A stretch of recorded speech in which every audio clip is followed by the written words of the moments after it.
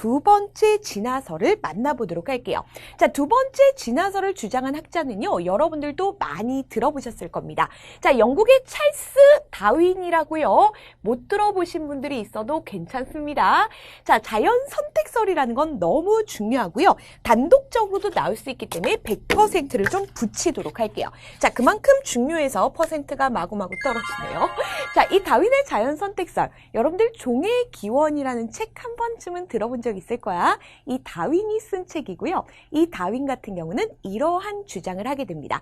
자, 실제로 우리가 살아남은 것들은 자연의 선택받은 생물들만 살아남은 거야. 그래서 현재까지 유전되어서 누적됐고 결국은 진화한 거야 라고 설명을 하게 되거든요. 자, 선생님이 다윈의 자연 선택설을 만나보기 전에 다윈의 생에 대해서 잠깐만 얘기를 해볼게요. 자, 다윈 같은 경우는 원래는 진화론자가 아니었습니다. 자, 이 사람 같은 경우는 영국의 케임브리지 대학에서 신학을 전공한 신학도였어요.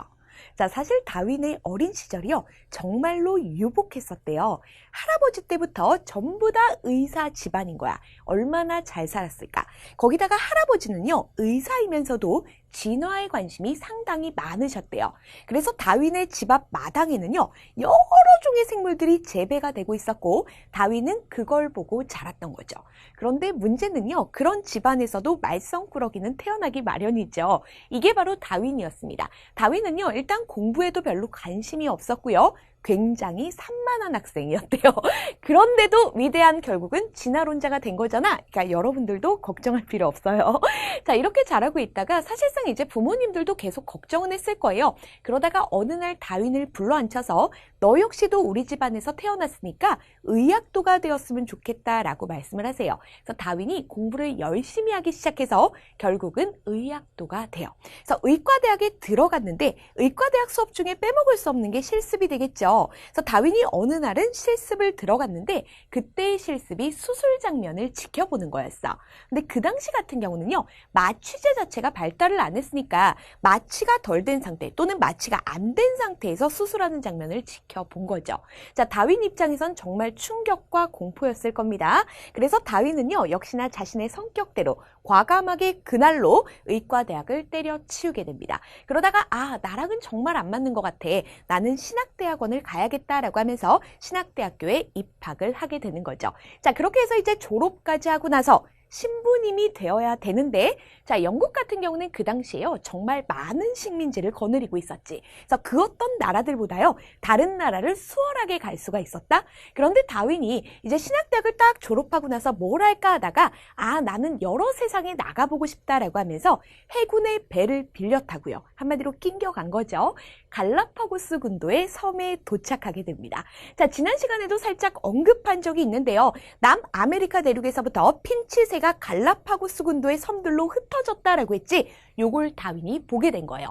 지금 보니까 원래는 같은 종이었을 것 같은데 섬마다의 자연 환경이 다르다 보니까 핀치새의 모습들이 다른 걸 확인하게 돼요. 그리고 여기서 이런 핀치새가 살아남은 것은 자연의 선택받은 거야 라고 하면서 자연 선택설을 주장하게 되었다라고 하더라고요. 자, 그래서 결국요, 자연의 선택받은 애들만 살아남아서 이런 애들이 결국 진화로 이어졌다라는 건데요.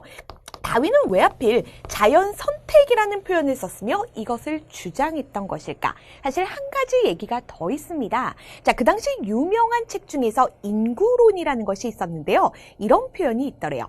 식량의 경우는 산술급수적으로 증가하고 있다. 왜냐하면 농업은 발달할 거니까요. 하지만 인구의 경우는 기하급수적으로 발달한다. 이 말의 의미가 무엇이냐면요, 식량이 산술급수적이란 건 식량이 늘어나긴 늘어나는데 1배, 2배, 3배, 4배로 늘어나요. 자, 그런데 인구 같은 경우는 기하급수적으로 늘어나는데 1배, 2배, 4배, 16배 이런 식으로 늘어나는 거죠. 자, 어느 순간 시간이 흐르고 나면요, 어떤 인구들이 받아들일 수 있는 식량의 양이 부족할 수밖에 없고요, 이 식량을 받을 수 없는, 먹을 수 없는 인구 같은 경우는 사망하거나 멸종할 수밖에 없다라는 얘기죠.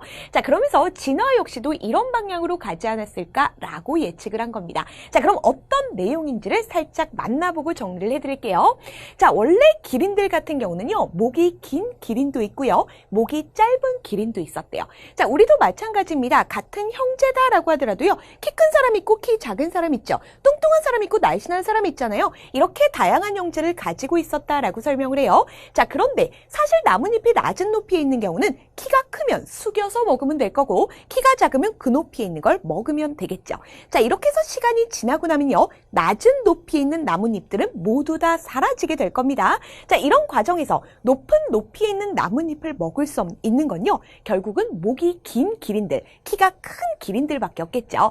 자, 이들 같은 경우는 결국은 먹이를 먹을 수 있기 때문에 살아남을 수밖에 없는 거고 목이 짧은, 키가 작은 기린의 경우는요. 결국 자연에 도태되어서 죽을 수밖에 없더라. 결국 살아남은 건 누구야? 자연의 선택을 받은 건요. 목이 긴 기린입니다. 그래서 이들끼리 교배를 해서 자손을 낳으니까 목이 긴 기린이 태어나고요. 또 자손을 만드니까 목이 긴 기린이 태어나면서 결국 기린은요. 목이 긴 쪽으로만 진화했다라는 거예요.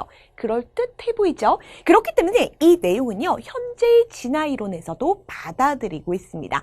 자, 그래서 잠깐 정리를 좀 해보도록 할 건데요. 용어가 어려워서 그렇지 내용은 간단합니다. 자, 먼저요. 실제로 자연이 효용할 수 있는 범위보다 더 많은 자손들이 태어난다라는 거야. 아까 전에도 얘기했잖아. 식량의 양보다요. 인구가 훨씬 더 많았다고요. 요걸 기린에다가 비유를 한 겁니다. 자, 그래서 자손을 낳긴 낳았는데 자연이 허용할 수 있는 범위보다 훨씬 더 많은 자손을 낳게 된 거죠. 그래서 우리는 이것을 뭐라고 불러주냐면 자손이 과잉 생산되었다라고 표현을 할 겁니다. 말이 조금 그렇죠. 자, 그런데 이러한 자손들을 살펴봤더니 키가 큰 애도 있고요. 키가 작은 애도 있다. 목이 긴 애도 있고 목이 짧은 애도 있다라고 얘기를 했잖아. 한마디로 기린이라는 개체들 간에서 차이점이 있더라. 그래서 우리가 이것을요. 개체 변이라고 얘기를 합니다. 그래서 이 변이의 의미는 차이를 얘기하는 것이구나라는 거 알아두시면 되고요. 자, 결국 이들은요. 한정된 식량을 가지고 경쟁할 수밖에 없었어. 그래서 우리가 이걸 뭐라고 표현을 하냐면 살아남기 위해서 실제로 막 싸운 건 아니야. 그러나 우리는요. 자연환경에 맞게끔 적합하게끔 경쟁을 할 수밖에 없다라고 얘기를 하는 거죠. 그래서 이렇게 차이가 있는 기린들 사이에서요. 먹이를 가지고 생존 경쟁을 하게 되는 거고 결국은 목이 긴 기린처럼요. 적당한 놈만 살아남는 거죠. 자, 그래서 우리는요. 이걸 뭐라 그러냐면 적당한 놈만 살아남게 됩니다. 라고 해서 적자 생존이라고 표현을 합니다. 자, 이게 있잖아. 한자라서 그래. 적당한 요게 놈자자거든요. 그래서 적당한 기린만 살아남게 된 거고 이렇게 살아남은 기린을 우리는 자연에 선택되었다. 그러면 자연에 선택받지 못한 목이 짧은 기린은 자연에 도태되었다라고 하는 거야. 자, 그리고 이렇게 자연에 선택된 기린만 살아남아서 결국은 유전현상을 거듭하다가 이것이 진화로 이어졌다라는 겁니다. 그래서 여러분들이요. 요 과정은 조금 기억을 해두셔야 돼요. 첫 번째는 이해를 하시고요. 두 번째는 용어도 알아두셔야 됩니다. 자, 가장 먼저 실제로 자연이 허용할 수 있는 범위보다 많은 자손을 낳게 된다. 우리는 자손의 과잉 생산이다 라고 얘기를 하고요. 이런 많은 자손들은 다양한 형질을 가지고 있더라. 그래서 개체 변이라고 얘기를 하죠. 심지어 마찬가지로요. 형제 자매도 다르지만 일란성 쌍둥이 같은 경우는요. 유전적으로 완전히 동일하다라고 했죠. 그런데 실제로 일란성 쌍생아를 낳아보잖아. 손가락 길이 같은 거요. 아주 조금은 차이 날 수 있어요. 어떤 애기 같은 경우는 첫 번째 몸무게가 2.8kg인데 어떤 애는 2.84인 거야. 유전적으로 동일해도 이런 차이가 있을 수 있다라는 거예요. 그래서 개체 변이가 나타나고 되고 이러한 개체 변이들 사이에서는 살아남기 위한 생존 경쟁이 일어난다. 결국은 자연에 선택받은 적당한 놈만 살아남아 우리는 적자 생존이라고 얘기를 했고요. 우리는 이것을 결국은 자연 선택되어서 진화되었다. 자연 선택설입니다. 라고 얘기를 하는 거야. 그래서 일부 학교에서는 순서도 물어보고 있기 때문에 선생님이랑 같이 좀 기억하고 가도록 할게요. 자, 우리가 과잉 생산에서 과자를 조금 기억하도록 할게요. 그리고 개체 변이에서는 변을 좀 기억하도록 할게요. 자, 그리고 생존 경쟁을 한다라고 했죠. 경자를 좀 기억하도록 할게요. 자, 그리고 또 한 가지 적자 생존이었습니다. 적자 좀 기억하도록 할게요. 자, 이렇게 해서 자연 선택까지 가시면 되는데요. 이렇게 보시면 돼요. 과를 갑자기 변경하시면요. 인생에서 적자가 나요. 자, 여러분들이 이제 나중에 대학교를 들어가실 때는 과를 선택해서, 물론 요즘 같은 경우 이제 학부를 선택해서 그 안에서 과를 선택하게 되는데, 어쨌건 과를요, 이미 선택을 한 거를 갑자기 변경하시게 되면요, 그만큼 시간에서 손해를 보게 됩니다. 자, 선생님이 그런 경험이 있거든요. 선생님이 원래 들어간 건 화학과입니다. 선생님 과학 전공자 맞아요.